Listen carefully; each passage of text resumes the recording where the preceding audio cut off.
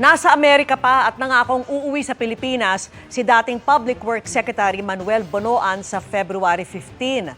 Ayon pa kay Philippine Ambassador to Washington, Jose Manuel Romualdez, humingi si Bonoan ng permiso para palawigin ang pananatili roon dahil sa kondisyon ng kanyang asawa. Inaprubahan umano ito ng Justice Department. Hinihintay pa namin ang kumpirmasyon ng kagawaran kaugnay niyan.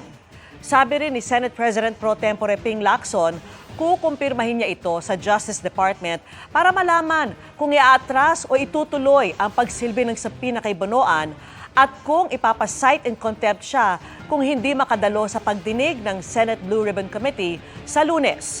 Nauna nang sinabi ni Lacson na umabot sa mahigit 30 billion pesos ang allocable ni Bonoan sa national budget. Sinadya rin umano itong magbigay ng mali-maling coordinates ng flood control project sa Malacanang.